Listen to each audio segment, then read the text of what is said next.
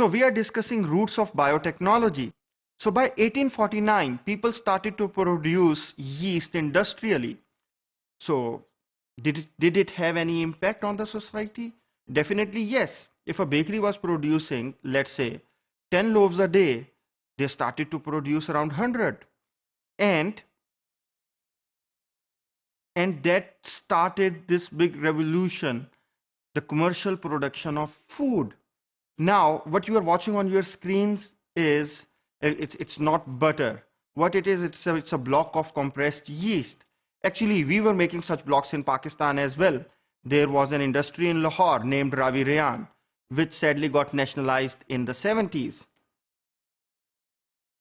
So, by 1876, Kone created a term, enzymes.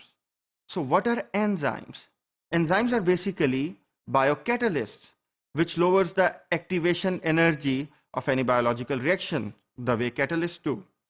Basically वो क्या करते हैं, एक reaction की speed तेज कर देते हैं. So for example, if there will be no enzymes, आपके जो body के normal metabolic processes हैं, वो let's say एक साल में जो reaction होना है, वो अब चंद seconds में हो जाएगा. And he also discovered trypsin. Trypsin is an enzyme which basically cleaves proteins. जब आप लोग गोश्त खाते हैं तो basically it's trypsin which digests that particular protein. Now, by 1881, people started to use microbes. और हम लोगों ने देखा कि industrially microbes इस्तेमाल होना start हो गए. Basically, lactic acid bacteria use किया गया to produce lactic acid. Lactic acid is used as a preservative in food industry.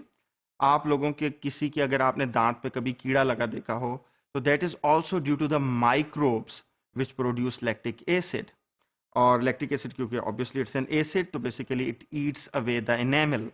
Now, by 1890, suddenly we see a huge development in vaccines. We'll do a separate lecture on vaccines as well. Robert Koch and Louis Pasteur discovered, basically started the first vaccines, और इसका huge, enormous impact हुआ human life पे. So basically on the left hand side of the screen आप देख रहे हैं कि 1900 में कितने लोग affected थे. So the bubble size basically show you the size of population. But now you see on the right hand side, basically this is the data from 2010, कि ये size कितना reduce हो गया हुआ है. So you can see कि अब at that time around 30,000 people were affected by smallpox. Now so many people were affected from diphtheria, people were affected from tetanus or polio. Sadly, there are some incidences of polio in Pakistan. Otherwise, world is pretty much clean of them. So vaccines had an enormous impact on human life, and basically this marked the success of biotechnology. 1893, people started to produce citric acid through a mold known as Aspergillus niger. Citric acid is probably the most used ingredient in your daily diet as a preservative. आप ice cream खा रहे हैं तो उसके अंदर भी citric acid है. अगर आप कोई भी fizzy drink ले रहे हैं उसके अंदर भी citric acid इस्तेमाल होता है.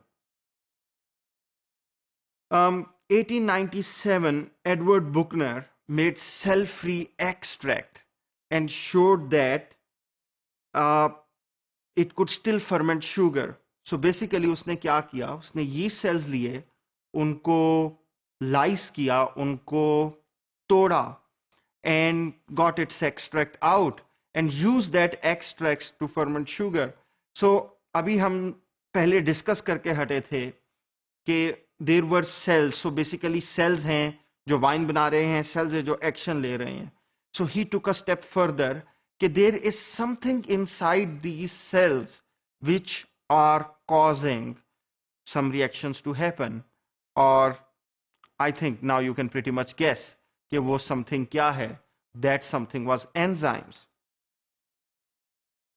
So in 1915, it was the first time that a patent was granted for the use of enzymes in detergent industry. हम पहले ही एग्जांपल देख चुके हैं कि डिटर्जेंट्स के अंदर सेल्यूलेजेस जाते हैं, प्रोटीएजेस जाते हैं, लाइपेजेस जाते हैं।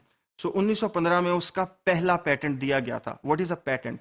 बेसिकली पेटेंट आपको अलाउ करता है कि for 20 years only you would be able to use your discovery, and after that it will be open for the public to use your invention as well. So it gives you a market monopoly for certain time period. And this patent was granted to Otto Röhm, and he also used such enzymes for leather production as well. In 1917, also another big industrial process started. That was the fermentation of starch to produce acetone, butanol, and ethanol. And why it was important?